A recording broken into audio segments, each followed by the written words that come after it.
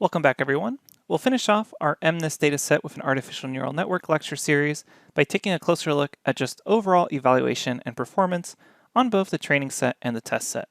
Let's get started. All right, last time we left off, we had just run the training of our data.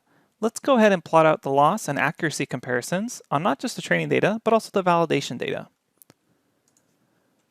We're going to begin by plotting out our train losses, and we'll give this a label of training loss. So if we just plot this out, we can see our loss is decreasing, and this is the training loss. And if I want to see a legend, I can say plt.legend, and there I can see my training loss. So we can see that as we train for more epochs, the training loss tends to go down. We do have some spikes, but overall the general trend is down.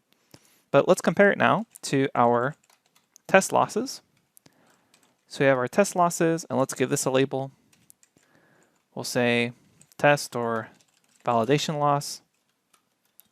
Run that, and we can see that we're not performing as well on our test and validation set as we are on the training set. And fundamentally, this makes sense. This is data that the network has never seen before. We wouldn't expect it to do as well on the test or validation set as it did on the training set, since it doesn't actually get to adjust its weights and biases based off the test set. Since, recall, we said here with no gradient. So this is information it's never seen before, and it doesn't really get to adjust to it. So in a real world situation, your test and validation loss should be higher than your training loss. But luckily, we can see that the trend is also tending to go down here, but it looks like it's leveling off after around maybe 8 or 9 epochs versus the training data still goes down. So most likely that if you kept training this for more and more epochs, you would start overfitting to your training data. And now let's go ahead and plot out the accuracy at the end of each epoch. And we can do this by taking a look at train correct and test correct. Remember, we started keeping track of these. And for training correct, due to the batch size, if we divide this by 600, if we divide each term by 600, so let's just grab one of these and divide it by 600, we end up converting that number correct to a percentage correct. So if we take a look at just train correct at 0, that's this many correct. And if we divide it by 600, then we get back the percentage correct. So what we're going to do here is we're going to create a little list comprehension that says t divided by 600 for t in train correct. And we're going to call this train accuracy. So take a look at that, and we can see our training accuracy. It goes 89, 95, 96, 97, 98, and then reaches 99. This is exactly what we're printing out here for this accuracy number. We'll do the same thing for test accuracy. So let's go ahead and say here test accuracy, except this one, due to the batch size, if you take a look at the math, you got to divide it by 100. Again, that's because of the batch size. So we'll say for t in test correct, run that. And now let's go ahead and plot this out. We'll say plot our training accuracy over time. We'll label this training accuracy. Then we'll say plt plot. We'll go ahead and say test accuracy. And let's make sure we add in that legend. So we can run this, and we can see here that our training accuracy, in a similar behavior to what we saw with the loss, the training accuracy is going to increase and get better and better as we train for more epochs until it starts to try to hit 100% accuracy. But you can see the test accuracy begins to level out. And again, that makes sense because remember, the test data is data the network hasn't seen before, and it's not allowed to really adjust its weights and biases based off of that. So eventually it will start leveling out. So you should look for somewhere around this crossing point as far as how many epochs you should really be training for.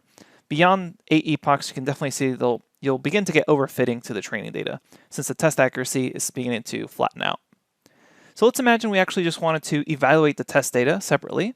Well, one way we could do that is we can extract all the test data at once, not even bother with a batch, just feed it all in and then pass it in through torch no gradient.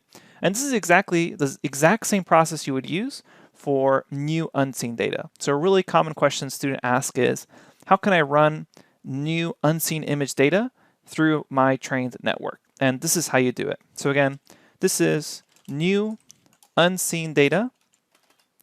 And so I'm going to load up all the test data. Remember, that's new unseen data. And the way to do that, I'll say data loader, grab my test data, and I'll just set the batch size equal to the size of that, which is 10,000 images. And then I'll say shuffle is equal to false. And if you want, if you just want one single test point, you just say batch size is 1. But that's all my test data. And then this is how we evaluate new unseen images. We'll say with torch, no grad. We'll say correct is equal to 0. And then we'll say for x test, y test, in test load all. We'll go ahead and say yval. Let me zoom in here so we can see this a little better. We'll say yval is equal to model x test, and we're going to view it with the length of x test, which just happens to be 10,000, and then we'll say comma -1. So this flattens out all the images in x test, and then we'll say predicted is equal to torch max yval 1 index at 1, just as we did before. We can keep track of how many we got correct by comparing our predicted to where we match up with the y test values and then taking the sum of that. So if we run this, then what we're going to end up seeing is, whoops, let's make sure we have that correct as far as balance. So this would be model. There we go. Okay, so that ran all 10,000 images, had a little typo there with that period. And then what we're going to do here is, if we take a look at correct, it's currently this tensor. What I need to do is I need to grab the item from it. So just to grab that number and divide it by the number of total images we had there, which is the length of test data.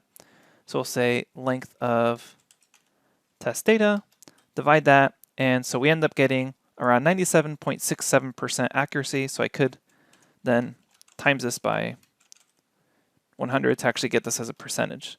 So this is our then total accuracy on the test set. And again, for new unseen data, this is all you have to do. You load up no gradient, and then you just pass into the model.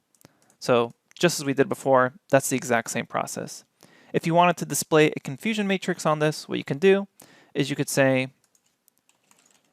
confusion matrix, pass in your predicted, and we'll view this as -1, so the dimensions are right for confusion matrix, and we'll do the same thing for y test, -1, go ahead and run that, and there is your confusion matrix. So essentially, the diagonal is how many it's getting right per class versus what it's actually predicting per class. And if you have any questions on the confusion matrix, make sure to check out our lectures on evaluating classification metrics. All right. So you can check out the notebook for more details on things like examining the misses, displaying the confusion matrix, or evaluating the test data. So to bring over that notebook just so you can take a look at it. We have a in-depth discussion with code, comments, etc. on plotting these sort of comparisons, evaluating the test data, etc., displaying the confusion matrix. And if you want, you can also examine the individual misses to see which numbers confused our network. All right. But that basically concludes our running of this network with an artificial neural network for this image data. Coming up next, we already know a little bit about the motivation behind the convolutional neural network because we saw that this particular model had a lot of parameters, over 100,000 parameters. Let's actually learn some of the ideas behind the way a convolutional neural network works, and then we'll be able to tackle this same data set with a convolutional neural network, compare the number of parameters, and then also compare performance. Okay. Thanks, and I'll see you at the next lecture.